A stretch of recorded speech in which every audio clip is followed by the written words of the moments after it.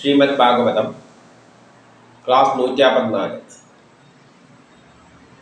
സ്കന്ധം 7 6-ാമത്തെ അധ്യായമായിട്ട് നമ്മൾ സഹപാഠികൾക്ക് പ്രഹ്ലാദൻ്റെ ഉപദേശമാണ്.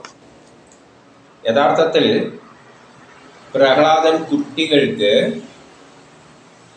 ജീവിതത്തിൻ്റെ ലക്ഷ്യം നമ്മുടെ ആത്മീയ പ്രഭാഷണങ്ങളിലെല്ലാം പറയുന്ന ജീവിതത്തിൻ്റെ ലക്ഷ്യം ബ്രഹ്മസാക്ഷാത്കാരമാണ് എന്ന് പറയുന്നതിൻ്റെ യഥാർത്ഥ രൂപമാണ് ഇവിടെ വിവരിക്കുന്നത്. പ്രഹ്ലാദൻ എന്താണ് ആത്മീയതയുടെ യഥാർത്ഥമായ വഴി, ആത്മീയത എങ്ങനെ വേണം, ബ്രഹ്മസാക്ഷാത്കാരം എങ്ങനെയാണ് നേടേണ്ടത്, നമ്മളെല്ലാം എങ്ങനെയാണ് ജീവിക്കുന്നത്, ഈ സത്യങ്ങൾ വളരെ വ്യക്തമായിട്ട് ഭാഗവതത്തിലൂടെ പ്രഹ്ലാദനിലൂടെ പറഞ്ഞു തരികയാണ്. ഇത് തന്നെ നമ്മൾ പലപ്പോഴായിട്ട് കേട്ട കാര്യങ്ങൾ തന്നെയാണ് ഇവിടെ പറയുന്നത്. എന്തുകൊണ്ടിങ്ങനെ പറയുന്നു എന്ന് പറഞ്ഞു കഴിഞ്ഞാൽ, അങ്ങനെ വളരെയധികം പ്രാവശ്യം പറഞ്ഞാൽ മാത്രമേ യഥാർത്ഥത്തിൽ മനുഷ്യനത് ഉൾക്കൊള്ളാൻ പറ്റുകയുള്ളൂ എന്ന് ഈ ഋഷികൾക്ക് തോന്നിയിരിക്കാം. അതുകൊണ്ടായിരിക്കാം പറഞ്ഞത് തന്നെ പല രൂപത്തിൽ പറഞ്ഞു തരുന്നത്. കാരണം ഇനിയും നമ്മളത് അതേ അർത്ഥത്തിൽ മനസ്സിലാക്കിയോ എന്നുള്ള കാര്യത്തിൽ സംശയമുണ്ട്. നമുക്കറിയാലോ, ഇപ്പം ബൈബിൾ പഠിപ്പിക്കുമ്പോൾ എങ്ങനെയാണ് പഠിപ്പിക്കുന്നത്? ബൈബിൾ എടുത്ത് വരികൾ വായിച്ചിട്ടാണ് പഠിപ്പിക്കുന്നത്. ഖുറാൻ പഠിപ്പിക്കുന്നതും ഖുറാൻ എടുത്ത് വരികൾ വായിച്ചിട്ടാണ് പഠിപ്പിക്കുന്നത്. എല്ലാം സ്വന്തം കൈമെന്ന് ഇടുന്നൊന്നുമില്ല. പക്ഷേ വേദപുരാണ ഉപനിഷത്തിലേക്ക് വരുമ്പോൾ ഗ്രന്ഥങ്ങൾ നമ്മൾ എടുക്കുന്നത് കുറവാണ്, കൈമലെടുക്കുന്നത്. വരികൾ വായിച്ചിട്ട് വരികളിൽ നിന്നുകൊണ്ട് നമ്മൾ സംസാരിക്കുന്നില്ല. എന്തെങ്കിലും ഒരു വരി വായിച്ചിട്ട് പിന്നെ പോകുന്നത് എവിടെയെല്ലാമോ ആണ്, ആ വരിയായിട്ട് ബന്ധമില്ലാത്ത കാര്യങ്ങളിലേക്കാണ് പോകുന്നത്. അതുകൊണ്ടാണ് നമുക്ക് ഈ യഥാർത്ഥമായ എന്താണ് ആത്മീയത,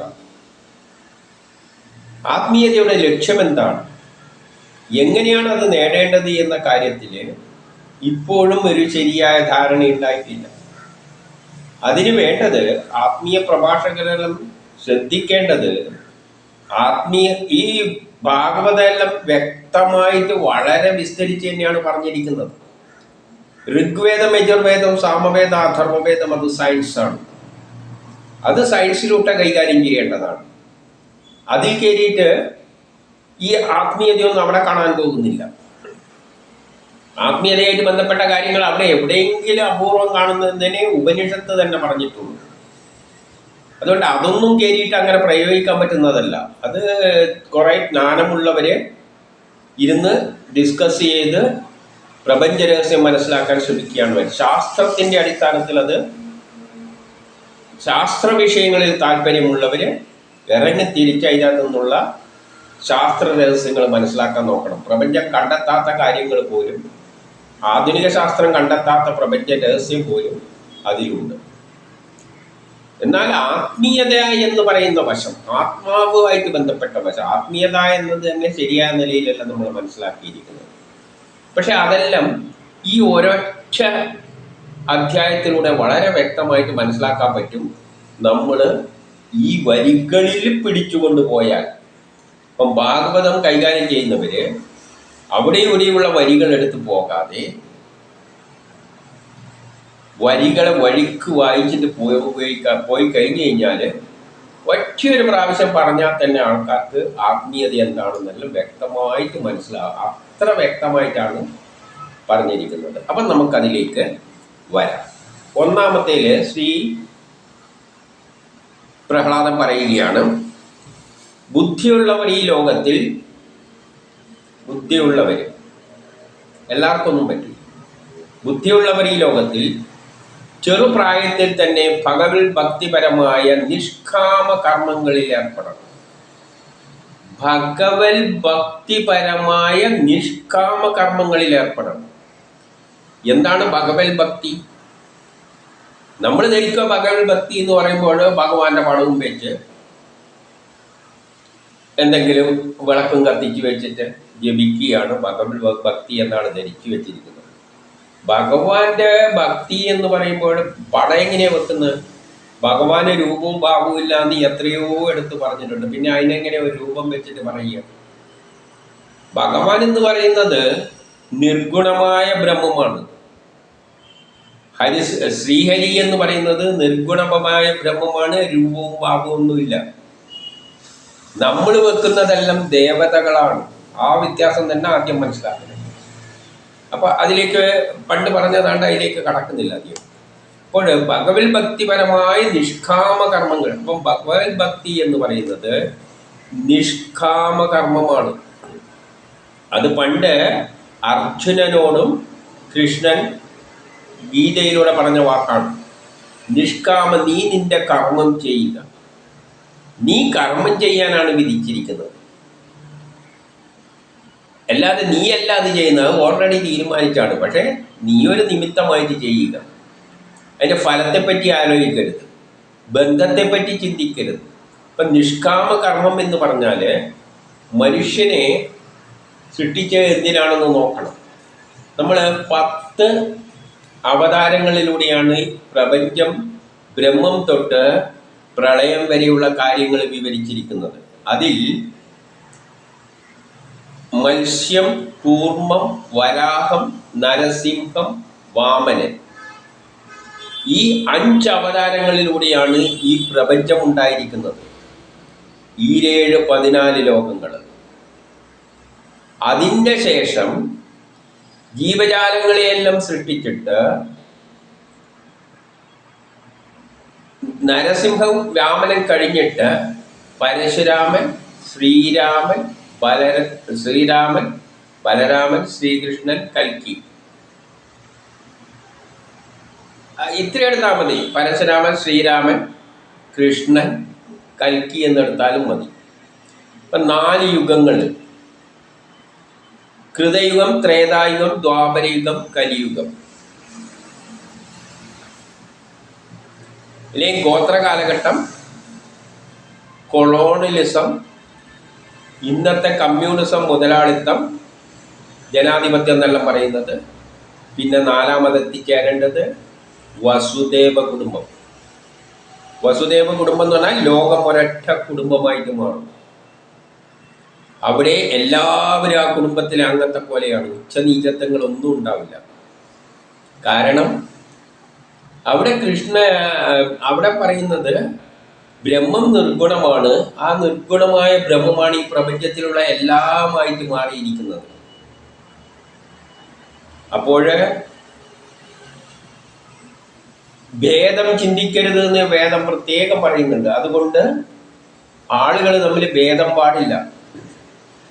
ബ്രാഹ്മണനായാലും വൈശ്യനായാലും ശൂദ്രനായാലും ക്ഷത്രിയനായാലും കേരളീയനായാലും മലയാളിയായ തമിഴ്നാട്ടുകാരനായ എന്തായാലും അമേരിക്കക്കാരനായാലും ചൈനക്കാരനായാലും ഹിന്ദു ആയാലും മുസ്ലിം ആയാലും ക്രിസ്ത്യാനി ആയാലും പട്ടിയായാലും പൂച്ചയായാലും കല്ലായാലും മണ്ണ് ചേതനിക അചേതനിയായ എല്ലാ വസ്തുക്കളും ബ്രഹ്മമാണ് എന്ന് പറയുമ്പോൾ ഒരു കുടുംബത്തിലെ അംഗങ്ങളെ പോലെയാണ് ലോകം അവസാനം ഉണ്ടാക്കുന്ന ലോകം എന്തായിരിക്കും? അവസാനം ഒരൊറ്റ കുടുംബത്തിലെ അംഗത്തെ പോലെ. അത് മഹാഭാരത യുദ്ധത്തിലൂടെ 3ാം ലോകമഹായുദ്ധത്തിലൂടെയാണ് അവിടെ എത്തിക്കുക. അതൊരു പ്ലാൻ അനുസരിച്ച് അങ്ങനെ പോവുകയാണ്. അങ്ങനെ പോകുമ്പോൾ ഈ പരശുരാമൻ, ശ്രീരാമൻ, ബലരാമൻ, ശ്രീകൃഷ്ണൻ, കൽക്കി, അല്ലെങ്കിൽ കൃതയുഗം, ത്രേതായുഗം, ദ്വാപരയുഗം, കലിയുഗം, അല്ലെങ്കിൽ ഗോത്ര കാലഘട്ടം, കൊളോണിയലിസം, ഇന്നത്തെ കാലഘട്ടം, അതിന് ശേഷം വസുദേവ കുടുംബം. ഈ 4 ഘട്ടത്തിലേക്ക് ഉള്ള പുരോഗതികൾ മനുഷ്യരിലൂടെയാണ് നടക്കുന്നത് ഭൂമിയിൽ. അതിനു മുമ്പുള്ളതെല്ലാം വാമനാവതാരം വരെയുള്ളത് പ്രപഞ്ചം സൃഷ്ടിച്ചു. അതിൻ്റെ ശേഷം ഈ 4 യുഗങ്ങളിലൂടെ മനുഷ്യരെ സൃഷ്ടിച്ചിട്ട് മനുഷ്യരെ കൊണ്ട് കർമ്മം ചെയ്യിപ്പിച്ചിട്ടാണ് ഈ വസുദേവ കുടുംബത്തിലേക്ക് എത്തിക്കുക. പിന്നെ പ്രളയം വന്നു. പിന്നെ ഇതിങ്ങനെ സൈക്ലിക്കായിട്ട് പോയിക്കൊണ്ടിരിക്കും. ഇപ്പം മനുഷ്യരെ സൃഷ്ടിക്കുന്നത് ഒരു കർമ്മം ചെയ്യാനാണ്. ആ കർമ്മം ശ്രീഹരിക്കായിട്ട് ചെയ്തു കൊടുക്കുക. ആ വീക്ഷണകോണിൽ വേണം നമ്മൾ കർമ്മം ചെയ്യാൻ. ഇതാണ് ഈ ഭാഗവതം ആദ്യം മുതലേ പറഞ്ഞുകൊണ്ടുവരുന്നത്. ഭാഗവതമല്ല, ഉപനിഷത്തല്ല. നമ്മൾ ഞാൻ നീ എന്ന ചിന്ത മാറ്റിവെച്ചുകൊണ്ട് കർമ്മം ചെയ്യണം. ഇതാണ് നിഷ്കാമ കർമ്മം. നമ്മളൊന്നും ആഗ്രഹിക്കാതെ, ആർക്ക് വേണ്ടി? ആ ശക്തിക്ക് വേണ്ടി. നമ്മളെ ജനിപ്പിച്ചത് ഒരു സഞ്ചിത കർമ്മമുണ്ട് ചെയ്തു തീർക്കാൻ. നമ്മൾ കുറേ ജന്മങ്ങളിൽ കുറേ ചെയ്തു തീർത്തു, ഇനി ബാക്കിയുണ്ട്. ആ കർമ്മങ്ങൾ തീരാനാണ്. അത് ചിലപ്പോൾ ഈ ജന്മത്തിലോ അടുത്ത ജന്മത്തിലോ എല്ലാം ഉണ്ടാകും. ആ കർമ്മം ചെയ്യാനാണ് നമ്മൾ വന്നിരിക്കുന്നത്.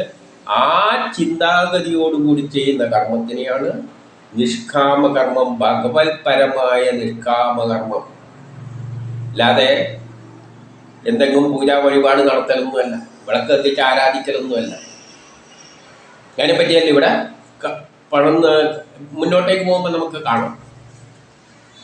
കാരണം മനുഷ്യയോനിയിലൂടെ ജനിച്ച ജന്മം അങ്ങനെ ലഭിക്കാനുള്ള സാഹചര്യം വളരെ കുറവാണ്. അപൂർവമായിട്ടാണ് മനുഷ്യനായിട്ട് ജനിക്കുന്നത്. കാരണം ഈ ലോകത്തിൽ കോടാനുകോടി ജീവജാലങ്ങളുണ്ട്. അപ്പം ജനിക്കുന്നത് ഇതിൽ ഏതെങ്കിലും ഒന്നിലായിട്ടായിരിക്കും. അങ്ങനെ വരുമ്പോഴും മനുഷ്യജന്മം കിട്ടാനുള്ള സാധ്യത വളരെ കുറവാണ്. അതുകൊണ്ട് അത് പക്ഷേ ശാശ്വതവും അല്ല എന്ന് പറയാണ്. കിട്ടിയാൽ തന്നെ അത് കുറച്ച് കാലത്തേക്ക് ഉള്ളൂ. അപ്പോൾ പക്ഷേ ഇതിനൊരു ഗുണമുണ്ട്. പക്ഷേ പരമപുരുഷാർത്ഥപ്രദമാണ്. ഇതിനെ ബ്രഹ്മസാക്ഷാത്കാര, ആ ബ്രഹ്മത്തെ തിരിച്ചറിയാൻ നമുക്ക് സഹായിക്കും. മനുഷ്യജന്മത്തിലേ അത് പറ്റുള്ളൂ, മറ്റുള്ളതിൽ പറ്റില്ല. അതുകൊണ്ട് ഇത് വളരെ ശ്രേഷ്ഠമാണ്. ഇനി 2 പറയുന്നു, ഈ ലോകത്തിൽ മനുഷ്യനായി ജനിച്ചവന് ശ്രീ വിഷ്ണുവിൻ്റെ തൃപ്പാദങ്ങളെ ആശ്രയിക്കുക മാത്രമേ യാഥാർത്ഥ്യമായിട്ടുള്ളൂ. യഥാർത്ഥത്തിൽ ഈ വിഷ്ണുവിൻ്റെ പാദങ്ങളെ ആശ്രയിക്കുക മാത്രമാണ് യാഥാർത്ഥ്യമായിട്ടുള്ളത്. കാരണം ജനിപ്പിച്ചെന്തിനാണ്? ആ വിഷ്ണു നമ്മളെ ജനിപ്പിച്ചത് ഒരു കർമ്മം ചെയ്തിട്ട് ആ സുന്ദരമായ ലോകമുണ്ടാക്കാനുള്ള പ്രവർത്തനത്തിൽ പങ്കെടുക്കുകയാണ്. അപ്പം നമ്മളെ ചെയ്യേണ്ടത് അതാണ്. കാരണം ഭഗവാൻ സകല ചരാചരങ്ങൾക്കും പ്രിയങ്കരനാണ്. ആ ഭഗവാന് ഒരു ചരാചരങ്ങളോടും എല്ലാവരെയും ഇഷ്ടമാണ്. തുല്യമായ ഇഷ്ടമേ ഉള്ളൂ. അല്ലെ ജാതി മത രാഷ്ട്രം എന്തോ നോക്കിയിട്ടുള്ള ഒരു ചിന്താഗതിയും ആ ഭഗവാനില്ല. അവര് ജാതിയും മതം, ആ ശക്തിക്ക് ജാതിയും മതവും അല്ലെങ്കിൽ മനുഷ്യരാണ്, പട്ടിയാണ്, പൂച്ചയാണ് എന്നുള്ള ഒരു ചിന്തയുമില്ല. എല്ലാവർക്കും പ്രിയങ്കരനാണ്. എല്ലാറ്റിൻ്റെയും ആത്മാവുമാണ്. കാരണം ഈ ജീവജാലങ്ങളുടെ എല്ലാം ആത്മാവ് ബ്രഹ്മമാണ്, ആ ഈശ്വരനാണ്. അത് ഹിന്ദുവായാലും മുസ്ലിം ആയാലും അവൻ്റെ ആത്മാവ് ആ ബ്രഹ്മമാണ്. അതിനെ നിയന്ത്രിക്കുന്നതും അതാണ്. ആ സത്യം മനസ്സിലാക്കണം. അങ്ങനെ ചിന്തിക്കുമ്പോൾ നമ്മളെ ധർമ്മം എന്താണ്? ആ ശക്തിയെ നമ്മളെ നിയന്ത്രിക്കുന്ന ആ ശക്തിയാണ്.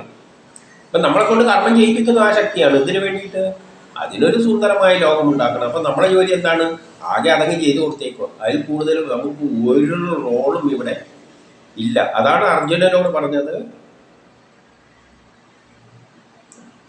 ഫലത്തെപ്പറ്റി ചിന്തിക്കേണ്ടതില്ല. അതല്ല, അത് ചിന്തിച്ചോളൂ, അത് തീരുമാനിച്ചിട്ടുണ്ട്. ഈ ഫലത്തെപ്പറ്റി ചിന്തിക്കരുത്. ഇനി 3 പറയാണ്, ശരീരങ്ങൾക്കും ശരീര സംബന്ധമായി ഇന്ദ്രിയജന്യമായ പ്രാപഞ്ചിക സുഖത്തിനും പരിശ്രമമില്ലാതെ. അപ്പോഴും നമ്മളെ ഈ ശരീരങ്ങൾക്ക്, അല്ലെ ജീവന്റെ നമ്മളെ ശരീരങ്ങൾക്ക് ശരീര സംബന്ധമായ ഇന്ദ്രിയ സുഖം. നമുക്ക് ശരീരത്തിൽ ചിലപ്പോൾ സുഖമെല്ലാം കിട്ടും. നല്ലൊരു പൂവ് കാണുമ്പോൾ ഒരു സുഖമെല്ലാം കിട്ടും, ചിലത് തൊടുമ്പോൾ ഒരു സുഖം തോന്നും. ജന്യമായ പ്രാപഞ്ചിക സുഖം പരിശ്രമമില്ലാതെ തന്നെ കിട്ടും. ഏതുപോലെ എന്നാൽ പ്രാപഞ്ചിക ദുഃഖം പോലെ. പ്രപഞ്ചത്തില് സുഖമുണ്ടെങ്കിൽ ദുഃഖമുണ്ട്, ദ്വയമായിട്ടാണ് സൃഷ്ടിച്ചിരിക്കുന്നത്. സുഖമുണ്ടെങ്കിൽ ദുഃഖമുണ്ട്. ദുഃഖം നമ്മൾ ചോദിച്ചിട്ട് പരിശ്രമിച്ചിട്ടാണോ വാങ്ങുന്നത്? അല്ല. ദുഃഖം ഇങ്ങ് കയറി വരും, കഷ്ടപ്പാട് കയറി വരും. ഇതെല്ലാം ചോദിച്ചിട്ടാണ് വരുന്നത്? അല്ല. അതുപോലെ സുഖവും എത്തേണ്ട സമയത്തും. അതിന് പിന്നെ നമ്മൾ പരിശ്രമിക്കേണ്ട ആവശ്യമില്ല. കിട്ടേണ്ടത് കിട്ടും. കാരണം ഗ്രഹങ്ങൾ ചുറ്റുമ്പോൾ ഗ്രഹങ്ങൾക്ക് നല്ല സ്ഥാനമുണ്ട്, മോശ സ്ഥാനമുണ്ട്. നല്ല സ്ഥാനത്ത് വരുമ്പോൾ ഗുണം ചെയ്യും, മോശ സ്ഥാനത്ത് വരുമ്പോൾ ദോഷം ചെയ്യും. നമ്മൾ ചിലപ്പോൾ നമ്മൾ വിചാരിക്കുന്നുണ്ട് നമ്മൾ ഇന്ന വഴിപാടെല്ലാം നടത്തിയോണ്ടാണ് നമുക്ക് കിട്ടിയത്. യഥാർത്ഥത്തിൽ അതൊന്നുമല്ല. മോശ സ്ഥലത്തുള്ളവരും ദുഃഖം ഉണ്ടാകും, നല്ല സ്ഥലത്ത് വന്നേരം കിട്ടി. നമ്മൾ വിചാരിക്കുന്നത് നമ്മളെന്തോ ചെയ്തത് കൊണ്ടാണ് കിട്ടിയെന്ന്. പക്ഷേ ഇവിടെ പ്രഹ്ലാദൻ പറയുന്നത് അതുകൊണ്ട് ഒരു കാര്യമില്ല. കിട്ടേണ്ട സമയത്ത് ദുഃഖവും കയറി വരുന്നത് പോലെ തന്നെ സുഖവും കയറി വരും. എന്നിട്ട് അടുത്തതിൽ എന്ത് പറയുന്നു? 4 അതിനാൽ പരിശ്രമം ചെയ്യേണ്ടതില്ല. നിങ്ങൾ പരിശ്രമിക്കേണ്ടതൊന്നുമില്ല. പരിശ്രമം കൊണ്ട് ആയുസ്സിന്റെ ദുരുപയോഗമാണ് ഉണ്ടാകുന്നത്. വെറുതെ ആയുസ്സിനെ നിങ്ങൾ ദുരുപയോഗം ചെയ്യുകയാണ്, വേണ്ടാതെ പരിശ്രമിച്ചിട്ട്. സുഖം കിട്ടാൻ പരിശ്രമിച്ചിട്ട്. പരിശ്രമം എന്ന് പറയുമ്പോൾ എന്തിനു വേണ്ടി? സുഖം കിട്ടാൻ. നിങ്ങൾ ആഗ്രഹം വെച്ചിട്ട് പ്രവർത്തിക്കരുത് എന്നാണ് പറയുന്നത്. നിഷ്കാമ കർമ്മത്തിൽ സുഖം പ്രതീക്ഷിച്ചിട്ട് കർമ്മം ചെയ്യുക. പറഞ്ഞെന്താണ്? നമുക്ക് വരുന്നത് കർമ്മം ചെയ്തു കൊടുക്കാം, ഫലത്തെപ്പറ്റി ഇച്ഛിക്കരുത്. ദുഃഖമായിക്കോട്ടെ സുഖമായിക്കോട്ടെ അങ്ങനെ ചെയ്യാനാണ് പറഞ്ഞത്. അല്ലാതെ സുഖം ചിന്തിച്ചിട്ട് നമുക്കെന്തെങ്കിലും ഗുണം കിട്ടണം എന്ന് വെച്ചുകൊണ്ട് കർമ്മം ചെയ്യേണ്ട ആവശ്യമില്ല. അത് വ്യർത്ഥമാണ്. നിങ്ങൾക്ക് കിട്ടാൻ പോകുന്നില്ല. അതിനായി പരിശ്രമം ചെയ്യേണ്ടതില്ല. പരിശ്രമം കൊണ്ട് വെറുതെ ആയുസ്സിന്റെ ദുരുപയോഗമാണ് ചെയ്യുന്നത്. സമയം വെറുതെ മെനക്കെടുത്തുകയാണ്.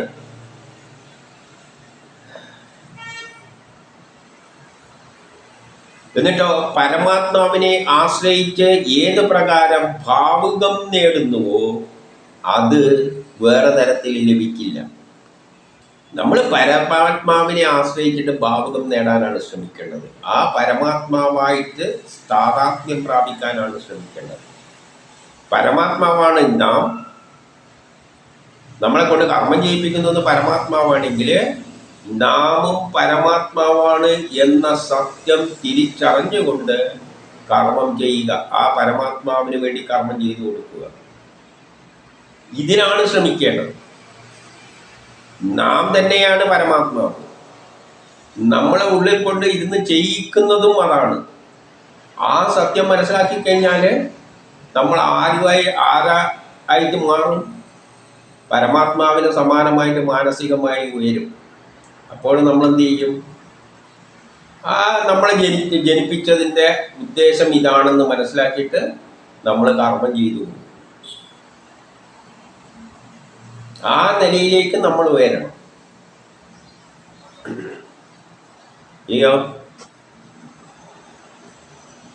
ആകയാൽ 5 മനുഷ്യനായി ജനിച്ചവർ എത്ര കാലം വരെ ആരോഗ്യ ദൃഢഗാത്രനായിരിക്കുന്നുവോ. അപ്പോൾ മനുഷ്യനായിട്ട് ജനിച്ചാൽ എപ്പോഴും ആരോഗ്യ ദൃഢഗാത്രനൊന്നുമല്ല.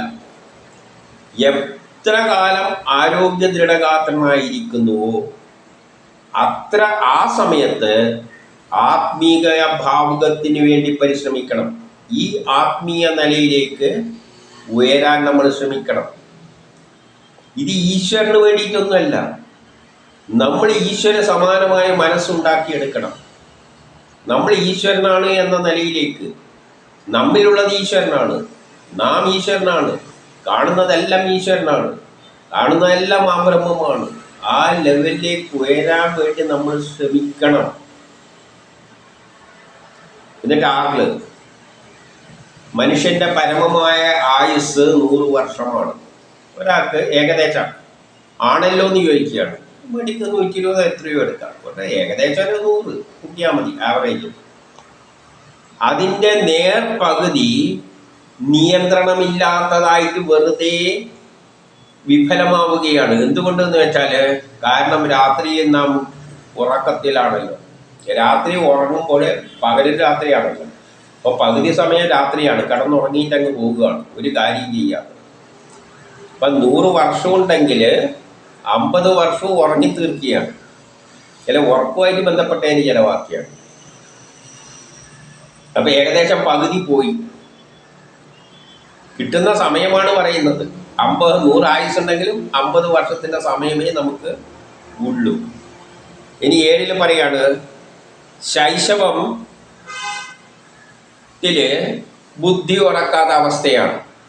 ശൈശവത്തിൽ ബുദ്ധി ഉറച്ചിട്ടില്ല, പിന്നെ കുട്ടിക്കാലത്ത് കളിയിലും എല്ലാം അങ്ങ് പോകും.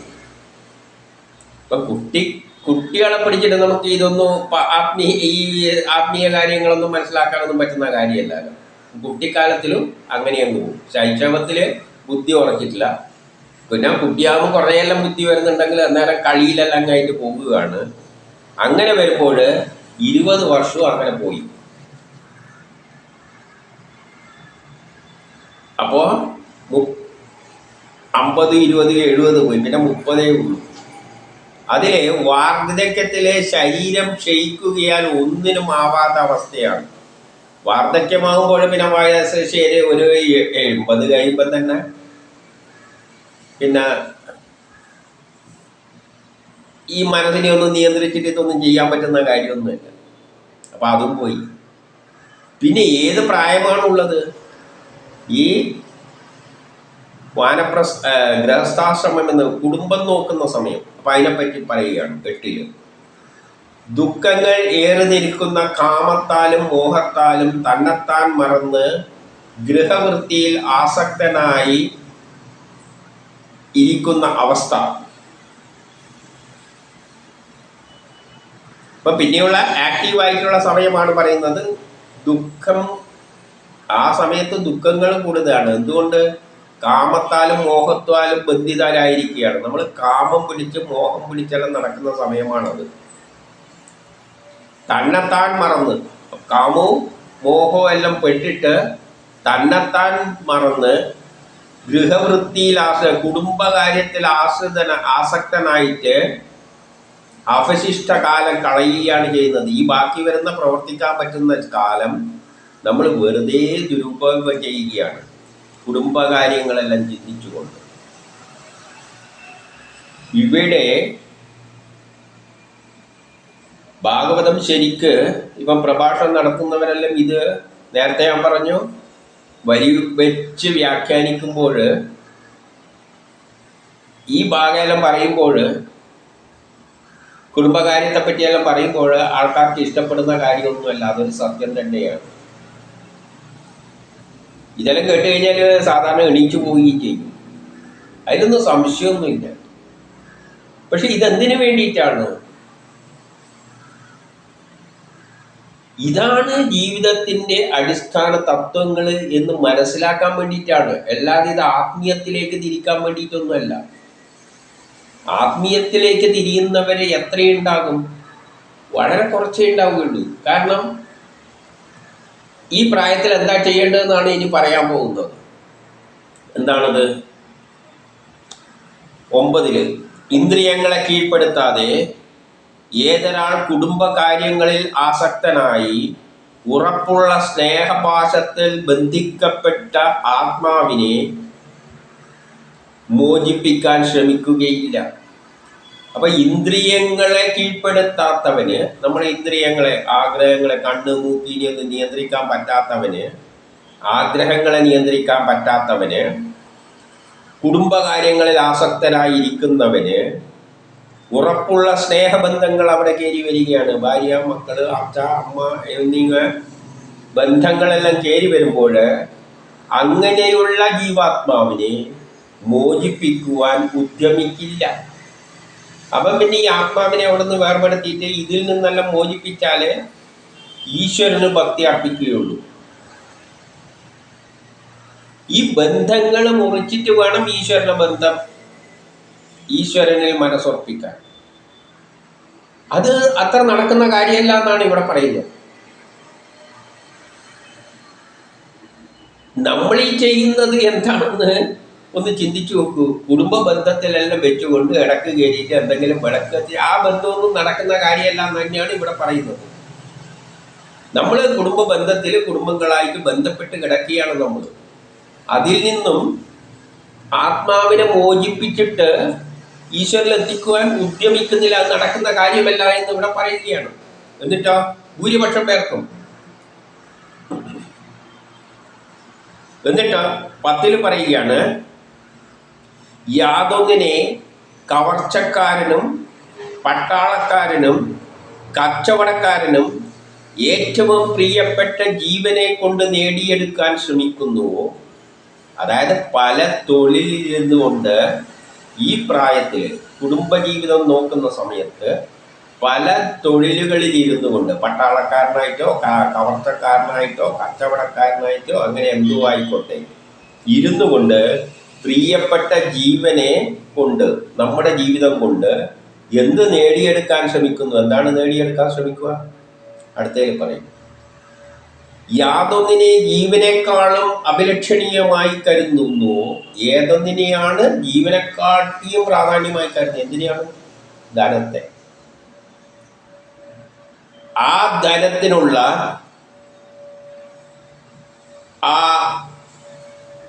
ധനത്തിനുള്ള അത്യാഗ്രഹം ആരാണ് കൈവെടിയുക എന്നാണ് ചോദിക്കുന്നത്. ആ ധനത്തിലുള്ള അതിയായ ആഗ്രഹം ഈ പ്രായത്തിൽ കച്ചവടം എന്തോ ചെയ്തിട്ട് പണം വാരിക്കൂട്ടണം എന്ന ചിന്തയിൽ നടക്കുന്നവർക്ക് ആരാണ് ഇതിനെ കൈവെടിയാൻ പറ്റുന്നത്? ഈ കുടുംബ ബന്ധമുണ്ടായി, ബന്ധം നല്ലോണം കൊണ്ടുപോകണമെങ്കിൽ പണമുണ്ടാകണം. പിന്നെ പണത്തിന് വേണ്ടിയുള്ള നെട്ടോട്ടമാണ്. ഇതെങ്ങനെയാണ് കൈവെടിയുക എന്നാണ് ചോദിക്കുന്നത്. എന്നിട്ട് 11 പറയുന്നു, അനുകമ്പാപാത്രമായ പ്രിയതമയുടെ വേഴ്ചയോടും. അനുകമ്പയോടുകൂടിയുള്ള പ്രിയതമയുടെ വേഴ്ച എന്താണെന്നറിയാം. ഏകാന്ത സമ്പർക്കത്തോടും ഒറ്റയ്ക്കിരുന്നു കൊണ്ട് പ്രിയതമയായിട്ടുള്ള കാര്യങ്ങൾ, സരസവാക്കുകളോടും, സ്നേഹബന്ധത്തിലുള്ള ബന്ധുമിത്രാദികളുടെ വേഴ്ചയും പിന്നെ ബന്ധുമിത്രാദികളോടുള്ള വേഴ്ച. ഈ കുടുംബ ബന്ധത്തിൽ സംഭവിക്കുന്ന കാര്യങ്ങളാണ്. കുറേ കച്ചവടത്തിന് പണം നടത്താൻ വേണ്ടി ഓടും. ഇതെല്ലാവർക്കും വേണ്ടി, ഇതിനു വേണ്ടിയിട്ട്. വാത്സല്യത്തോടെയുള്ള പിഞ്ചുകുട്ടികളുമായുള്ള വേഴ്ചയും ഉപേക്ഷിക്കുന്നത് എങ്ങനെ? അപ്പോൾ പണത്തിന് വേണ്ടി ഓട് കിടക്കാൻ ഉപേക്ഷിക്കാൻ പറ്റില്ല. എന്തിനു വേണ്ടിയിട്ടാണ്? ഈ ബന്ധങ്ങളെല്ലാം ഊട്ടി ഉറച്ച് സ്നേഹത്തിൻ്റെ എല്ലാം പേരിൽ തൻ്റെ കുടുംബത്തിൻ്റെ എന്ന ചിന്ത വെച്ചുകൊണ്ട് ഓടി നടക്കുന്നത് എങ്ങനെയാണ് ഉപേക്ഷിക്കുന്നത്? ആരാണ് ഉപേക്ഷിക്കാൻ പറ്റുന്നത്? ഇനി 12-13 പറയുകയാണ്, ഈ കാലഘട്ടത്തിൽ ചെയ്തു കൂട്ടുന്ന പരാക്രമങ്ങളാണ്. പുത്രപുത്രിമാരെയും സഹോദരീ സഹോദരന്മാരെയും മാതാപിതാക്കളെയും അനേകം ആകർഷകങ്ങളായ ഉപകരണങ്ങളോടുകൂടിയ ഗൃഹത്തെയും, വീട്ടിൽ കുറേ ഉണ്ട്, ടി വി ഉണ്ട്, അതുണ്ട്, ഇതുണ്ട്, 10 മെത്തയുണ്ട്, അതുണ്ട്, എല്ലാം ഉപകരണത്തോടു കൂടിയ ഗൃഹത്തെയും കലാപരമായ ജീവിതോപാധിയെയും, കലാപരമായിട്ടുള്ള പല ആക്ടിവിറ്റീസ് എല്ലാം ഉണ്ട്, മന്ദളും എല്ലാം വാങ്ങി വെച്ചിട്ടുണ്ടാവും. വലിയ കലാകാരനാണ്. നാൽക്കാലികളുണ്ട്, നൃത്യന്മാരുണ്ട്. ഇവയെല്ലാം എങ്ങനെയാണ് വിട്ടുകളയുന്നതെന്നാണ് ചോദിക്കുന്നത്. ഇവയെല്ലാം വിട്ടുകളയണം. അപ്പം നമ്മൾ ആധ്യാത്മികതയിലേക്ക് പോകുകയാണെങ്കിൽ ഇവയെല്ലാം വിട്ടുകളയണം. ഇതാണ് ഉപനിഷത്തും പറഞ്ഞ് പഠിപ്പിച്ചു തരുന്നത്. ഉപനിഷത്ത് വായിക്കുമ്പോൾ ആദ്യം തൊട്ട് അവസാനം പറയുന്നത് എന്താണ്? സന്യാസത്തിലൂടെ ബ്രഹ്മചര്യത്തിലേക്ക് പോകുമ്പോൾ, ബ്രഹ്മ സാക്ഷാത്കാരത്തിന് പോകുമ്പോൾ ആദ്യം ബന്ധങ്ങൾ മുഴുവൻ അടിച്ചു മാറ്റുക, ഉടുതുണി അടക്കമെടുത്ത് കളയുക. ഇത് ഭ്രാന്തനെ പോലെ പോവുക എന്ന് പറഞ്ഞ മാതിരി തന്നെയാണ് ഇവിടെ പറഞ്ഞുകൊണ്ടുവരുന്നത്. ഇതെല്ലാം ഉപേക്ഷിക്കണം. പുഴു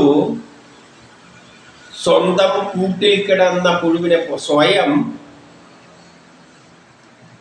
ഈ അഴുകിയ കൂട്ടിൽ കിടന്ന് പൊളയുന്നത് പോലെ, ഒരു പുഴു ഒരു കുഴിയിൽ കിടന്നിട്ട് ഇങ്ങനെ പൊളയുന്നത് പോലെ അത്യാശയാൽ ആശ കൂടിയിട്ട് നാനാ കർമ്മങ്ങൾ ചെയ്തുകൊണ്ട് സംതൃപ്തി വരാതെ ഒരു കുഴിയിൽ കിടന്ന് കളിക്കുന്നത് പോലെ അത്യാശ കൊടുത്ത് നാനാ കർമ്മങ്ങൾ ചെയ്ത് കാമസംതൃപ്തി വരാത്തവനായി ലൈംഗിക രസനേന്ദ്രിയങ്ങളുടെ വായ്ക്കുരുകി തിന്നലും ഇതുമല്ല. അനുഭൂതിയെ അത്യധികം ആദരിച്ചുകൊണ്ട് അറ്റം കാണാത്ത വാസനകളാൽ പല ആഗ്രഹങ്ങളും വെച്ച് വിധേയനാവുന്നവൻ എങ്ങനെ വിരക്തനാകും? അവസാനം പറഞ്ഞുകൊണ്ട് എവിടെയാ വരുന്നത്? ഇതെല്ലാം വിട്ടിട്ട് വിരക്തനാകണം. ഇപ്പം ബ്രഹ്മസാക്ഷാത്കാരം ആത്മീയതയിലേക്ക് തിരിയുന്നവർക്ക് വിരക്തി ഉണ്ടാകണം. ഇതെല്ലാം വിട്ടറിയണം. ഇതാണ് ആത്മീയത. ഇതിൻ്റെ ഇടക്ക് വേറെ പരിപാടിയൊന്നുമില്ല. ആത്മീയത എന്ന് പറഞ്ഞാൽ വിട്ടെറിഞ്ഞ് പോയിക്കൊള്ളുക. ഉപനിഷത്തെല്ലാം ഇത് തന്നെയാണ് പറയുന്നത്. കുടുംബജീവിതം നിത്യയാണ് എന്നാൽ തന്നെയാണ്. എന്നിട്ടോ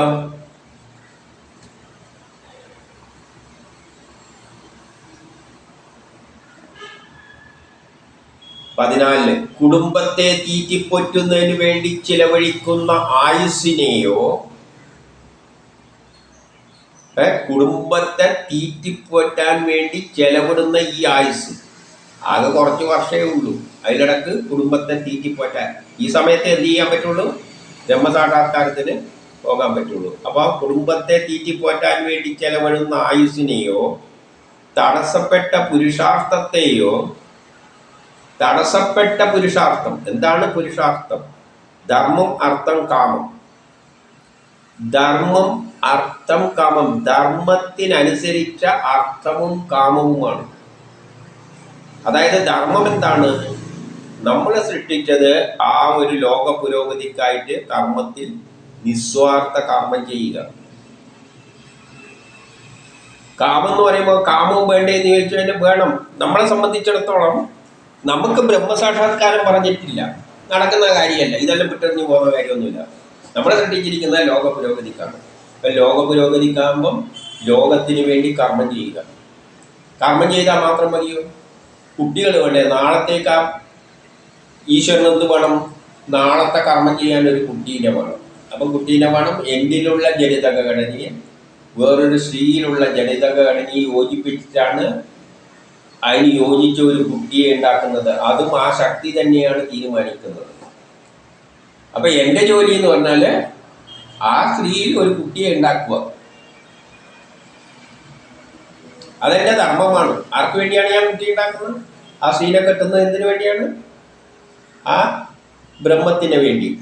അല്ല, എനിക്ക് വേണ്ടിയല്ല, അവക്ക് വേണ്ടിയല്ല. രണ്ടും ബ്രഹ്മം തന്നെയാണ്. ഞാനും ബ്രഹ്മമാണ്, അവളും ബ്രഹ്മം തന്നെയാണ്. പക്ഷേ കുട്ടി ഉണ്ടാണ്ടിക്ക് നമ്മൾ തമ്മിൽ ചേർന്നേ പറ്റും. അപ്പോൾ ഒരു കുട്ടി, പിന്നെ കുട്ടീനെ പോറ്റണ്ടേന്ന് ചോദിച്ചാൽ പോറ്റേണ്ട ആവശ്യമുണ്ട്. കാരണം ആ കുട്ടി വളർന്നിട്ട് വേണ്ടേ. അപ്പം ഈ തരത്തിൽ അതിനു വേണ്ടി എന്ന ചിന്തയിൽ കർമ്മം ചെയ്യണം. വേദവ്യാസം കുട്ടികളെ ഉണ്ടാക്കിയിട്ടില്ലേ? ഉണ്ടാക്കിയിട്ടുണ്ട്. വേദവ്യാസനോട് ആവശ്യപ്പെട്ടപ്പോൾ കുട്ടി വേണോ? ശരി, എന്നാൽ പിന്നെ ഉണ്ടാക്കി തന്നേക്കാം. നാളത്തേക്ക് കുട്ടികൾ വേണമെന്ന് പറഞ്ഞപ്പോൾ ശരി, ഉണ്ടാക്കി തരാം. ഒരുത്തെ കണ്ണ് കാണാത്തവൻ, ഒരുത്തെ വളറിയവൻ, പിന്നെ ഒരു വിദുരൻ, കുറച്ച് ദീർഘവീക്ഷണമുള്ളവൻ. എന്നിട്ട് ആശാന്റെ പണിക്ക് പോയി. ഇത്രയേ ഉള്ളൂ. ഇതാണ് നിസ്വാർത്ഥ കർമ്മം. ആർക്ക് വേണ്ടിയിട്ട്? കാലത്തിനൊരു കുട്ടീനെ ആവശ്യമുണ്ട്, ഉണ്ടാക്കി കൊടുത്തു. അത്തരത്തിലായിരിക്കണം. ഇതല്ല ഈ പ്രഭാഷണം പറയുന്നവർ ഇത്രയും വ്യക്തമായിട്ട് പറഞ്ഞു കൊടുത്താൽ കേൾക്കുന്നവരിൽ പകുതി പേരും പോവും. അവരൊന്നും വരുന്നത് യഥാർത്ഥത്തിൽ എന്തിനല്ല? ഈ സത്യം മനസ്സിലാക്കാനാണ്. ഈ സത്യം ആർക്കാണ് മനസ്സിലാക്കുക? അല്പം കുറച്ച് പേർക്കേ മനസ്സിലാവുള്ളൂ. അവരവിടെ ഇരുന്ന് കേട്ടു, അത് മതി. അപ്പൊ ഈ വരികൾ വെച്ച് നമ്മൾ സംസാരിക്കണം. അതിനാണ് വേദവ്യാസം ഇത്രയും പാടുപെട്ട് എഴുതിയിരിക്കുന്നത്. ഈ നാട്ടിലുള്ള എല്ലാവരെയും പിടിച്ചിട്ട് ആത്മീയത പഠിപ്പിക്കാനൊന്നും അല്ല ഇത് എഴുതി വെച്ചത്. ഇങ്ങനെയൊന്നുമില്ല. എന്തിനാണ് ഇത് എഴുതി വെച്ചിരിക്കുന്നത്? കുറച്ചു പേരെങ്കിലും ജ്ഞാനമുള്ളവർ ഇത് മനസ്സിലാക്കണം. അതിനു വേണ്ടിയാണ്. അപ്പൊ അത് കുറച്ചു പേരെ കാണും, അവർ കേട്ടാൽ മതി. ബാക്കിയുള്ളവർ എണീറ്റ് പോട്ടെ എന്ന്. അവർക്ക് ഈ ആത്മീയതയായിട്ട് ഒരു ബന്ധവുമില്ല. ആരോ പറയും ഈ തവളേനെ പിടിച്ച് ഗണപതിക്ക് വെക്കും, അങ്ങനെ എന്തോന്നും ഉണ്ടായിരുന്നു. ഗണപതിൻ്റെ മുമ്പിൽ ആരെയും ഇരിക്കും? അതേ ഇരിക്കും. അല്ല, തവളേനെ പിടിച്ചിട്ട് എത്തിക്കഴിഞ്ഞാൽ ഗണപതിക്ക് മുമ്പിൽ ഇരിക്കും. അതേപോലെ ഇത് മനസ്സിലാക്കാൻ താല്പര്യമുള്ളവർ ഇരുന്നാൽ മതി, ബാക്കിയുള്ളവരൊന്നും പോകുന്നവർ പോകട്ടെ. പക്ഷെ നമ്മള് ഭാഗവതം പറയുമ്പോൾ ആ വരികളിൽ ഊന്നിക്കൊണ്ട് വരികളിൽ നിന്ന് സംസാരിക്കണം. എന്റേതായത് എന്തൊക്കെ ഇടുന്നുണ്ടെങ്കിൽ ആ വരിയിൽ നിന്ന് മാറിപ്പോകരുത്. അതാണ് ബൈബിള് പഠിപ്പിക്കുന്നവരും ഖുറാന് പഠിപ്പിക്കുന്നവരും ആ വരിയിൽ നിന്നുകൊണ്ടാണ് സംസാരിക്കുന്നത്. പക്ഷെ വേദങ്ങൾ അത് അത്ര എളുപ്പമല്ല. ഋഗ്വേദം, യജുർവേദം, സാമവേദം, അഥർവവേദം അത് സയൻസാണ്. അത് പിന്നെ സയൻസ് അറിയുന്നവരുടെ മുമ്പിൽ അവതരിപ്പിക്കേണ്ടതാണ്. ഇതാണെങ്കിൽ ആത്മീയത മനസ്സിലാക്കുക, എന്താണ് ആത്മാവ്, എന്താണ് മനുഷ്യജന്മം എന്ന് അറിയാൻ വേണ്ടിയുള്ളവർക്ക് മുമ്പിൽ അവതരിപ്പിക്കേണ്ടതാണ്. അല്ലാതെ എല്ലാവരെയും പിടിച്ചിട്ട് പറഞ്ഞു വെച്ചിട്ടുണ്ട് ഉപനിഷത്ത് തന്നെ. എല്ലാവരെയും വിളിച്ചിട്ട് ജീവിതത്തിന്റെ ലക്ഷ്യം ബ്രഹ്മമാണ് എന്ന് പറഞ്ഞു കഴിഞ്ഞാൽ അവരെ നരകത്തിൽ പിടിച്ചിടുന്നതിന് സമാനമാണ്. ഇത് ഉപദേശിച്ചുകൂടാ. അപ്പം വരികളിൽ വായിച്ചു കൊണ്ടുപോകണം. പക്ഷെ നമ്മള് ധരിക്കുന്ന എന്താണ്, എല്ലാവരും എണീച്ചു പോകുക, എന്നാ പിന്നെ ഇതെല്ലാം അവിടെ നിർത്തുക. പിന്നെ നാട്ടുകാര്യങ്ങള്, വീട്ടുകാര്യങ്ങള്, രാഷ്ട്രീയങ്ങള്, നമ്മൾ പണ്ട് സ്കൂളിൽ പോയ ചരിത്രം, ഇപ്പോഴത്തെ മക്കൾ എങ്ങനെയാണ്, ഇങ്ങനെയെല്ലാം പറഞ്ഞു പോകുന്ന പരിപാടിയായിട്ട് മാറുന്നത്. ഭാഗവതം കൈകാര്യം ചെയ്യുന്നവര് ഭാഗവത വരികളിൽ ഊന്നി സംസാരിക്കണം. അപ്പോഴേ ആ ആശയം വേദവ്യാസൻ എന്താണ് ഉദ്ദേശിച്ചത് അത് ജനത്തിന്റെ മുമ്പിൽ എത്തുകയുള്ളൂ. അപ്പോഴെന്താ പറഞ്ഞ, തടസ്സപ്പെട്ട പുരുഷാർത്ഥത്തെയും സ്വബോധമില്ലാത്തവർ, ഇപ്പൊ കുടുംബത്തെ തീറ്റിപ്പോറ്റാൻ വേണ്ടി ആയുസ്സിനെ ചെലവഴിക്കുന്നവര്, തടസ്സപ്പെട്ട പുരുഷാർത്ഥത്തെയും, പുരുഷാർത്ഥം ധർമാർത്ഥം എന്ന് പറഞ്ഞാൽ ആ ലക്ഷ്യത്തിന് വേണ്ടിയാണ്. അതിലൂടെ എന്തൊക്കെ സുഖം കിട്ടുകയാണെങ്കിൽ അനുഭവിച്ചോളൂ, കുഴപ്പമൊന്നുമില്ല, അതിന് തെറ്റൊന്നുമില്ല. പക്ഷെ ചെയ്യുന്നത് അതിനു വേണ്ടിയാണ്, പ്രതീക്ഷിച്ചിട്ടല്ല. അറിയുന്നില്ല, എല്ലായിടവും താപത്രയത്താൽ വ്യാകുല ചിത്തരായി സ്വന്തം കുടുംബത്തിൽ മാത്രം ആസക്തരായവർക്ക് വൈരാഗ്യത്തെ പ്രാപിക്കാൻ കഴിയില്ല. കുടുംബത്തെ ചിന്തിച്ചുകൊണ്ട് കുടുംബജീവിതങ്ങളിൽ ചിന്ത വെച്ചിരിക്കുന്നവർക്ക് വൈരാഗ്യമുണ്ടാവില്ല. വൈരാഗ്യമുണ്ടായാലേ ആത്മീയതയിലേക്കുള്ള വഴി തെളിയുകയുള്ളൂ. ആ ജ്ഞാനം നേടാനും പറ്റുള്ളൂ. വൈരാഗ്യം വിടാതെ ആ ജ്ഞാനം നേടാൻ പറ്റില്ല. ആത്മീയതയിലേക്ക് പോകുന്ന പിന്നത്തെ കാര്യം, അതെല്ലാം ഇട്ടെറിഞ്ഞ് പോകണം. പക്ഷെ മനസ്സിലാക്കാമല്ലോ. അപ്പം മനസ്സിലാക്കണ്ടെങ്കിലും ഈ വൈരാഗ്യത്തെ പറ്റി ശരിക്കും മനസ്സിലാവണം. കുടുംബ ബന്ധങ്ങൾ ഉപേക്ഷിച്ചിട്ടാലേ ബ്രഹ്മസാക്ഷാത്കാര ആത്മാവിനെ മനസ്സിലാവുകയുള്ളൂ. ആത്മാവിനെ കുടുംബ ബന്ധുവായിട്ട് വരുമ്പോൾ ആ വ്യക്തികൾക്കൊന്നും ആത്മീയതയായിട്ട് ബന്ധം വരില്ല, വൈരാഗ്യം വരില്ല. എന്നിട്ട് പറയുകയാണ് 15 ധനധാന്യാദികളിൽ ആശ വെച്ച് മറ്റുള്ളവരെ സ്വത്തുക്കളെ അപഹരിക്കുന്നത് പാപമാണെന്നറിഞ്ഞിട്ടും, മറ്റുള്ളവരുടെ സ്വത്ത് അപഹരിക്കുന്നത് പാപമാണെന്ന് അറിഞ്ഞിട്ടും ഇന്ദ്രിയങ്ങളെ ജയിക്കാൻ കഴിയാത്തവര് ആശ അടിമപ്പെട്ടുകൊണ്ട് എന്ത് ചെയ്യുന്നു, മറ്റുള്ള സ്വത്തിനെ അപഹരിക്കുന്നു. അപ്പൊ തെറ്റാണെന്ന് അറിഞ്ഞുകൊണ്ടും ഇന്ദ്രിയ സുഖത്തിന് വേണ്ടി എന്ത് ചെയ്യുന്നു, ഇന്ദ്രിയങ്ങളെ അടക്കാൻ കഴിയാത്തവര് ആശ മുക്തിട്ട് മറ്റുള്ളവരെ സ്വത്തെല്ലാം അപഹരിച്ചെടുക്കും. 16 അറിവുള്ളവനായിരുന്നാലും കൂടി, അറിയാം ഇങ്ങനെയെല്ലാം പഠിച്ച് കാര്യങ്ങൾ മനസ്സിലാക്കേണ്ടത്, ഇങ്ങനെ കുടുംബത്തെ പോറ്റുന്നവൻ ആത്മദർശനത്തിന് ഉതകുകയില്ല. ഇത് ശരിയായ നിലയിൽ മനസ്സിലാക്കിയാലും കുടുംബത്തെ പോറ്റുന്നവൻ ആത്മദർശനം നേടില്ല, ബ്രഹ്മസാക്ഷാത്കാരം നേടില്ല. മനസ്സിലാക്കാം, അല്ലാതെ ബ്രഹ്മത്തിന്റെ ആത്മീയതയുടെ ആത്മസാക്ഷാത്കാരത്തിന്റെ വഴിയിലേക്ക് കുടുംബമായിട്ട് നടക്കുന്നവന് പറ്റില്ല. മനസ്സിലാക്കാൻ പറ്റും, ശരിയാണ്, ഈ കുടുംബ ബന്ധങ്ങളെല്ലാം വിട്ടാൽ മാത്രമേ ആ ഈശ്വരനായിട്ട് നമുക്ക് ബന്ധം സ്ഥാപിക്കാൻ പറ്റും, അത് മനസ്സിലാക്കാം. പക്ഷേ ആത്മസാക്ഷാത്കാരം നടക്കില്ല. അതായത് ആത്മീയതയിലേക്ക് തിരിക്കാൻ അവരെ സംബന്ധിച്ചിടത്തോളം അവർക്ക് ആത്മീയത പറഞ്ഞിട്ടില്ല. അവന് ഞാനെന്നും അന്യനെന്നും ഉള്ള ചിന്തയുണ്ട്. എന്തുകൊണ്ടാണ്? അവന് ഞാനെന്നും അന്യനെന്നും ഉള്ള ചിന്തയുണ്ട്. അപ്പൊ ആത്മീയതയിലേക്ക് തിരിയണ്ടെങ്കിൽ ഞാനുമില്ല അന്യനുമില്ല, എല്ലാം ബ്രഹ്മം. ഹിന്ദു ആയാലും മുസ്ലിം ആയാലും ക്രിസ്ത്യാനി ആയാലും ബ്രാഹ്മണനായാലും ക്ഷത്രിയനായാലും വൈശ്യനായാലും അമേരിക്കക്കാരനായാലും ചൈനക്കാരനായാലും ഇന്ത്യക്കാരനായാലും പാകിസ്ഥാൻകാരനായാലും എല്ലാത്തിലും ബ്രഹ്മത്തെ ദർശിക്കാൻ കഴിയുന്നവന് മാത്രമേ ആത്മീയ ദർശനത്തിന് അർഹതയുള്ളൂ. അതിനാൽ അവർ അറിവില്ലാത്തവരെ പോലെ തമോ ലോകത്തെ പ്രാപിക്കും. അവരെപ്പോഴും തമോ ലോകം എന്ന് പറഞ്ഞാൽ പിന്നോട്ടേക്ക്, തമസ് പിന്നോട്ടേക്കായിട്ട് പിന്തിരിപ്പന്മാരായിട്ട്, ഇതെല്ലാം പലതായി കാണുന്നവര് പിന്തിരിപ്പന്മാരാണ്, കാലത്തെ പിന്നോട്ടേക്ക് വലിക്കുന്നവരാണ്. 17 പാട്ട്. അത്യധികം വിഷയസുഖത്തിൽ അവശനായി, വിഷയസുഖത്തിനു വേണ്ടി താല്പര്യം അങ്ങനെ അവശനായിട്ട് സ്ത്രീകളുമായി ക്രീഡാമൃഗമായി തീരുന്നവൻ, മൃഗത്തെ പോലെ സ്ത്രീകളുമായി ക്രീഡയിൽ ഏർപ്പെടുന്നവൻ, ആ സ്ത്രീയിൽ അകപ്പെട്ട ചങ്ങല കണക്കെ ആ സ്ത്രീ ഒരു ചങ്ങലയായി മാറുകയാണ്. ആ കുടുംബത്തെ തമ്മിൽ അവരെ ഒരു ബന്ധനത്തിൽ അകപ്പെടുത്തുകയാണ്. ചങ്ങല വെച്ച് ആ സ്ത്രീയിൽ തളക്കപ്പെട്ട ചങ്ങലയായി മാറുകയാണ് അവൻ. ഒരു സ്ത്രീയുമായിട്ട് കാമവേളയിൽ ഇടപെടുന്നവൻ ആ സ്ത്രീയാകുന്ന ചങ്ങലയാൽ തളക്കപ്പെട്ട് മക്കളും പേരമക്കളുമായി, കുട്ടികളുമായി സ്വതന്ത്രനാകാൻ കഴിയാതെ, ഈ ബന്ധത്തിൽ നിന്നും വേർപെടാൻ കഴിയാതെ ഇരിക്കുന്ന അസുരന്മാരെ, ഈ അസുരന്മാരോട് പറയുകയാണ്. അങ്ങനെയുള്ള ഈ അസുരന്മാരെ, അതായത് അസുരന്മാരായ കുട്ടികളോട് പറയുകയാണ്.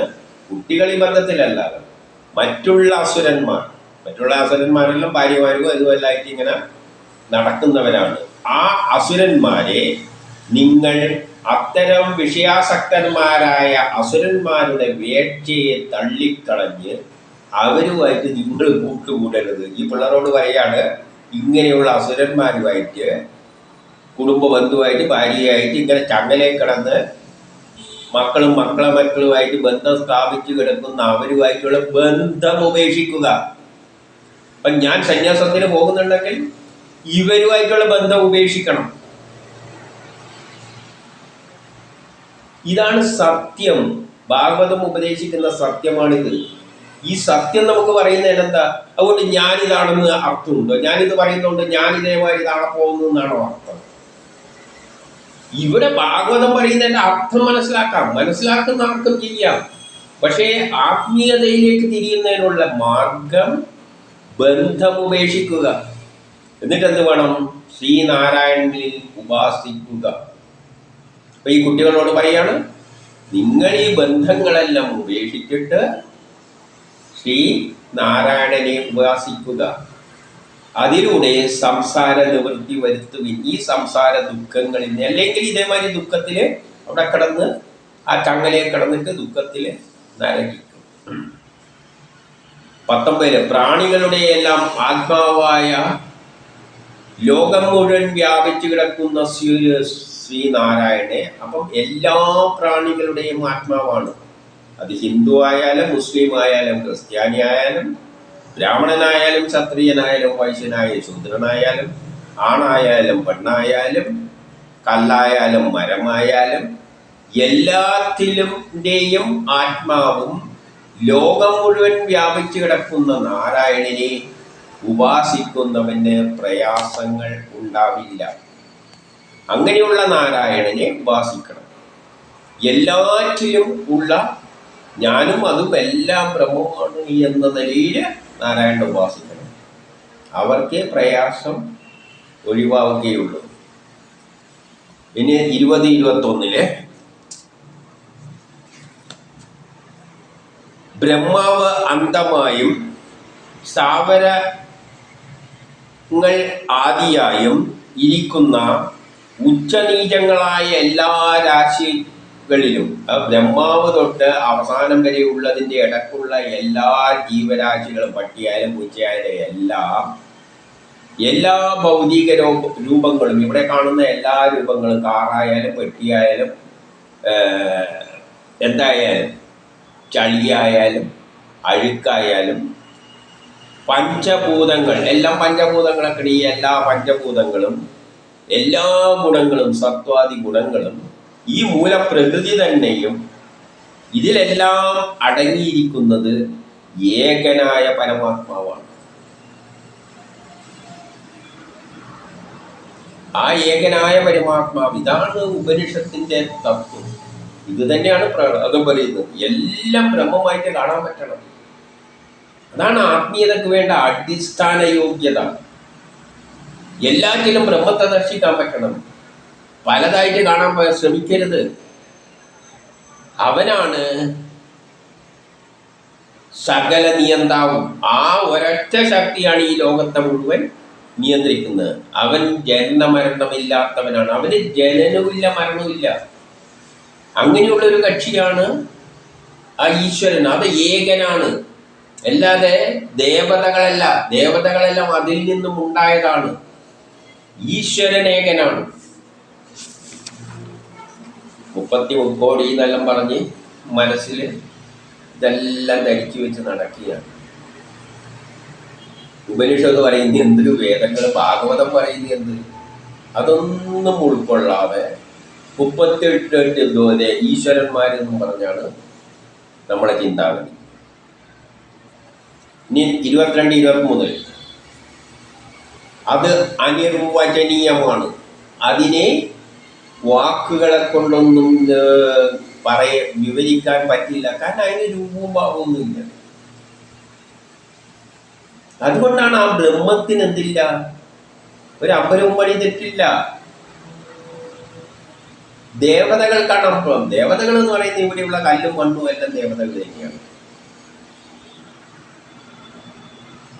അതിൽ നിന്നോട് അതെല്ലാം ഫലങ്ങളാണ്. ഈശ്വരൻ എന്ന് പറയുന്ന ഏകതമായ ഒന്നേ ഉള്ളൂ. അതിന് അമ്പലമില്ല. കാരണം രൂപമില്ലാതെ എങ്ങനെയാ ബിംബത്തിൽ ചിത്രിക്കുക? കഥാപാത്രം ബ്രഹ്മത്തിന് ഒരു കഥാപാത്രമായിട്ട് ഒരിക്കലും ചിത്രീകരിച്ചിട്ടില്ല. എന്തുകൊണ്ട്? ബ്രഹ്മത്തിന് രൂപവും ഭാവമില്ല. അതിനെ ഋഷികൾക്ക് പോലും മനസ്സിലായിട്ടില്ല. അത് അനിർവചനീയമാണ്. അതിനെ വിവരിക്കാൻ പറ്റില്ല. പ്രപഞ്ചം ഏതിൽ നിന്നുണ്ടായോ ആ ശക്തിവിശേഷം അതിനെ വിവരിക്കാൻ പറ്റില്ല. അതിന് രൂപവും ഭാവവും ഇല്ല. എന്നിട്ടോ നിർവികൽപ്പനാണ്. എങ്കിലും അതെല്ലാം ആണെങ്കിലും എല്ലാ ജീവാത്മാവിൻ്റെ സ്വരൂപത്തിലും ദൃശ്യമായ ഈ ബാഹ്യ ലോകത്തിൻ്റെ സ്വരൂപത്തിലും വ്യാപിച്ചിരിക്കുന്നത്. അത് എല്ലാത്തിനും ഈ അകത്തല്ല, എല്ലാത്തിലും ഉണ്ട്. അത് തന്നെയാണ് ഈ നമ്മളീ കാണുന്ന പ്രപഞ്ചമായിട്ട് മാറിയിരിക്കുന്നത്. പക്ഷെ അതിനെ ഈ പ്രപഞ്ചമായത്തിൽ ഒന്നുമായിട്ട് കാണരുത്. പക്ഷെ അതിലെല്ലാം ഇത് വ്യാപിച്ചിട്ടുണ്ട്. നിർഗുണനാണ്. അതിലൊരു ഗുണവുമില്ല.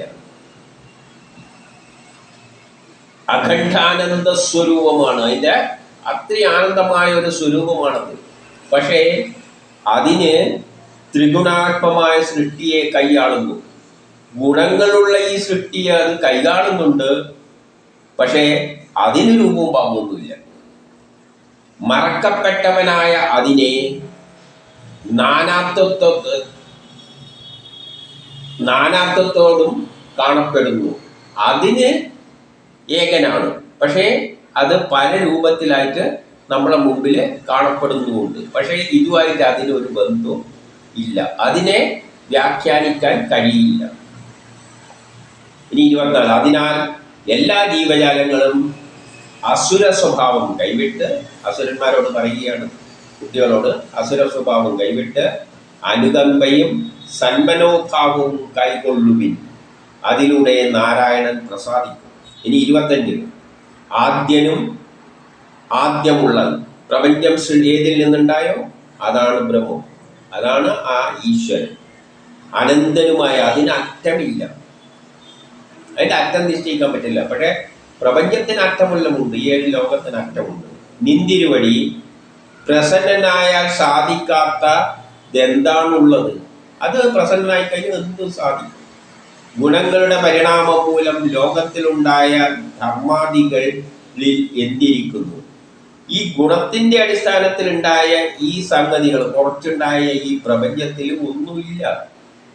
യഥാർത്ഥത്തിൽ നിർഗുണമായ അതാണ് ഈ പ്രപഞ്ചം മുഴുവൻ വ്യാപിച്ചത്. ലോകം മുഴുവൻ ഈ പ്രപഞ്ചമായിട്ട് ഒരു ചെറിയ അംശമാണ്. ഈ ഗുണമുള്ള ഈ സാധനങ്ങളിലൊന്നും ഒരു താല്പര്യം കൊടുക്കേണ്ട എന്നാണ് പറയുന്നത്. ചക്കയിലും മാങ്ങയിലും ആണായാലും പെണ്ണായാലും ഇതിലൊന്നും ഒരു താല്പര്യവും, മക്കളെ ഇതിലൊന്നും ഒരു താല്പര്യം കൊടുക്കരുത്.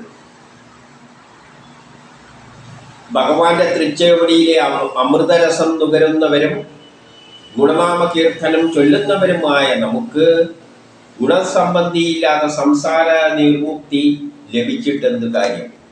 സംസാര നിർമുക്തി ലഭിച്ചിട്ട് ഒരു കാര്യമില്ല. സംസാരത്തിൽ നിന്ന് മുക്തമായി വിരക്തി ഉണ്ടായതുകൊണ്ട് മാത്രമായില്ല. ഇപ്പം നിരീശ്വരവാദികൾക്ക് വിരക്തി തോന്നാം ഈ ലോകത്തിൽ, അതുകൊണ്ടായില്ല. അവരെന്ത് സത്യം ഉൾക്കൊള്ളണം?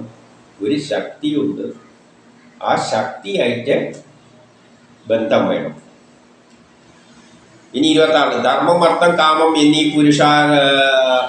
പുരുഷാർത്ഥങ്ങളും ആത്മവിദ്യ, കർമ്മവിദ്യ, തർക്കശാസ്ത്രം, ദണ്ഡനീതി, പലതരം തൊഴിൽ മുതലായ വേദപ്രതിപാദിതങ്ങളായ എല്ലാം തന്നെ, ഇപ്പൊ വേദങ്ങളുടെ അടിസ്ഥാനമായിട്ട് പറയുന്ന എല്ലാ തൊഴിലും എല്ലാ ശാസ്ത്രങ്ങളും, വേദങ്ങളിൽ ഇല്ലാത്തതായിട്ട് ഒന്നുമില്ല. ഈ പ്രപഞ്ച സൃഷ്ടി മുഴുവനുണ്ട്, റോക്കറ്റ് ഉണ്ടാക്കേണ്ട എല്ലാ ശാസ്ത്രങ്ങളും ഉണ്ട്. അതെല്ലാം എടുത്ത് നിങ്ങൾ പ്രയോഗിച്ചു. വേദങ്ങൾ എന്തിനു വേണ്ടി അതിന് അതിലെ കാര്യങ്ങൾ പഠിച്ചിട്ട് റോക്കറ്റ് ഉണ്ടാക്കിയോ എന്തോ ചെയ്തിട്ട് സുഖമായിട്ട് ജീവിച്ചോളൂ. ആയുർവേദം ഇല്ല, യോഗയില്ല, ജ്യോതിഷമില്ല, എല്ലാം എടുത്ത് പ്രയോഗിച്ചോളൂ. കുഴപ്പമൊന്നുമില്ല. ഭൗതിക ലോകത്തിലാണ് നിങ്ങൾ ജീവിക്കുന്നത്, അതിന് കുഴപ്പമൊന്നുമില്ല. പക്ഷേ അവയെല്ലാം തന്നെ, അതായത് സയൻസിന്റെ അടിസ്ഥാനത്തിൽ നിങ്ങൾ ജീവിച്ചോളൂ. വേദം എന്ന് പറഞ്ഞാൽ ജ്ഞാനമാണ്, സയൻസാണ്. സയൻസിന്റെ അടിസ്ഥാനത്തിൽ നിങ്ങൾ ജീവിച്ചോളൂ. പക്ഷേ എല്ലാം തന്നെ ശ്രീനാരായണൻ കൊണ്ടാണെങ്കിൽ മാത്രം അർത്ഥവത്താണെന്ന് ഞാൻ കരുതുന്നു. ആര് പറയുന്നു? പ്രഹ്ലാദൻ. കാരണം അവന് ബ്രഹ്മസാക്ഷാത്കാരത്തിൽ പോകുന്നവനാണ്. അപ്പൊ അവനെ സംബന്ധിച്ചിടത്തോളം സയൻസോ ശാസ്ത്രമോ എന്തോ കർമ്മങ്ങൾ ചെയ്യാം, പക്ഷെ അതെല്ലാം എന്തിനു വേണ്ടി? ശ്രീഹരിക്ക് വേണ്ടി. അതായത് നിസ്വാർത്ഥ, ആദ്യം തുടങ്ങിയെടുത്തെത്തുകയാണ്. നമുക്കെല്ലാം ജീവിതത്തിൽ കർമ്മങ്ങളുണ്ട്. അപ്പം നമുക്കൊന്നും ആത്മീയത പറഞ്ഞതല്ല. ഈ ആത്മീയതയെല്ലാം വിട്ടേക്കുക. എന്നിട്ട് എന്ത് ചെയ്യുക? നമ്മളെ സൃഷ്ടിച്ചത് ഒരു കർമ്മം ചെയ്യാനാണ്. നമ്മുടെ കർമ്മം ആ ശക്തിക്കായിട്ട് ചെയ്തു കൊടുക്കുക. പെണ്ണ് കെട്ടുന്നതും ആ ശക്തിക്ക് വേണ്ടി, കുട്ടി ഉണ്ടാകുന്നത് ആ കുട്ടീനെ ആ ശക്തിക്ക് ആവശ്യമുണ്ട് നാളത്തേക്ക്. ആ കുട്ടീനെ വളർത്തുന്നുണ്ടെങ്കിലും അത് ആ ശക്തിക്ക് വേണ്ടി. ആ കുട്ടി, അടുത്ത വീട്ടിലെ കുട്ടി എല്ലാം ബ്രഹ്മം തന്നെയാണ്. ഈ ഒരു സമീപനത്തോടു കൂടി നമ്മൾ മുന്നോട്ട് പോകാനാണ് പ്രഹ്ലാദൻ, ഉപനിഷത്ത് എല്ലാം നമുക്ക് പറഞ്ഞു തന്നിരിക്കുന്നത്. നമുക്കിതേ പ്രായോഗികമായിട്ടുണ്ട്. അല്ലാതെ അതിനെ കയറ്റിയിട്ട് വിളക്ക് കത്തിച്ച് ആരാധിക്കേണ്ട കാര്യമൊന്നും ഇവിടെ പറയുന്നില്ല. ഇതിന് ആ രൂപത്തിന് രൂപവും പാവില്ല, അതിനൊന്നിന് താല്പര്യമില്ല. പിന്നെ നമ്മൾ അതിനെ പ്രാർത്ഥിക്കേണ്ട കാര്യം എന്താ? അതിനെ പ്രാർത്ഥിക്കാനൊന്നും പറയുന്നില്ല. അതിനായിക്കൊണ്ട് കർമ്മം ചെയ്യുക, അതാണ് ഏറ്റവും അതിനെങ്കിൽ അർത്ഥവത്തായിട്ടുള്ളൂ എന്ന്. ഇതാണ് എൻ്റെ അടിസ്ഥാന തത്വം എന്നാണ് പ്രഹ്ലാദൻ പറയുന്നത്. അങ്ങനെയുള്ള വിശുദ്ധമായ ജ്ഞാനത്തെ നാരായണൻ നാരദമുനി ഉപദേശിച്ചു. ഈ ജ്ഞാനം നാരദൻ പണ്ട് നാരായണൻ പണ്ട് നാരദമുനിക്ക് ഉപദേശിച്ചു. അത് ഭഗവാനെ ഏകാന്ത ഭക്തിയോടുകൂടി ധ്യാനിച്ചാൽ അദ്ദേഹത്തിൻ്റെ പാദധൂമങ്ങളിൽ സ്നാനം ചെയ്തുകൊണ്ട് നമ്മൾ ജീവിക്കുകയാണെങ്കിൽ ആ ജ്ഞാനം നമുക്കും കിട്ടും എന്ന് പറയുകയാണ്. നമ്മളും അതിൽ തന്നെ കേന്ദ്രീകരിച്ചിട്ട് നീങ്ങിയാണെങ്കിൽ ആ ജ്ഞാനം നമുക്ക് നേടിയെടുക്കാം. ഇപ്പൊ പറഞ്ഞൊന്നുമില്ല, ഇതിലൂടെ മനസ്സിലാക്കിയാലും മതി. ഇനി 28 പറയുകയാണ്, പരിശുദ്ധവും ഭഗവത് ഭക്തി യോഗപരവുമായ ഈ ജ്ഞാനം, ഇപ്പൊ ഈ ഉപദേശിച്ച ഈ ജ്ഞാനം അതിൻ്റെ അനുഭാവ ബോധത്തോടുകൂടിയും ആചരണ സംഹിതയുമായും ചേർന്നുകൊണ്ട്, അതെങ്ങനെ പ്രായോഗികമായി പ്രയോഗിക്കണം എന്നതല്ല, ഈ ജ്ഞാനം അതെങ്ങനെ പ്രായോഗത്തിൽ വരുത്തണം എന്നുള്ള കാര്യങ്ങളെല്ലാം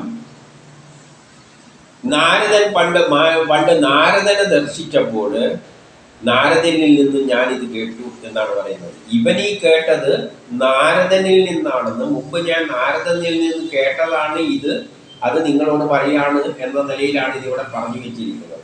ഇത് കേട്ടപ്പോൾ 29 അസുര ബാലന്മാർ, ഈ അസുരന്മാരുടെ മക്കള് ചോദിക്കുകയാണ്, പ്രഹ്ലാദ, നീയും ഞങ്ങളും, ഈ പ്രഹ്ലാദനും ഞങ്ങളും ഈ ഗുരുവിൻ്റെ 2 മക്കളെ കൂടെയായിരുന്നു ഇത്ര കാലം ഉണ്ടായിരുന്നത്. ഇവിടെ ഗുരുവിൻ്റെ കീഴിലല്ലാതെ വേറെ ആരും ഇങ്ങോട്ട് വന്നിട്ടില്ല. അതുകൊണ്ട് അവിടെ വെച്ച് നിനക്കിത് കേൾക്കാനുള്ള സാധ്യത ഇല്ല. ഇനി 30 പറയാണ്, അമ്മ അന്തപുരത്തിൽ വെച്ച് അമ്മയോടൊപ്പം, അതിന് മുമ്പിൽ നീ അന്തപുരത്തിൽ അമ്മയോടൊപ്പം ആയിരുന്നത്. അപ്പൊ അമ്മയോടൊപ്പം താമസിക്കുന്ന കാലത്തിലും ഇത്തരം മഹാത്മാക്കൾ അവിടെ വന്ന് കാണാനുള്ള സാധ്യത വളരെ കുറവാണ്. അപ്പം നമുക്കതിൽ വലിയ സന്ദേഹമുണ്ട്. നാരദം എന്ന് പറഞ്ഞതെന്ന് പറയുമ്പോൾ നമുക്ക് വലിയ സന്ദേഹമുണ്ട്. അതുകൊണ്ട് അതൊന്ന് നീക്കിത്തരണമെന്ന് പറയുകയാണ്. അത് അടുത്ത അധ്യായത്തിൽ നീക്കിത്തരുമായിരിക്കും.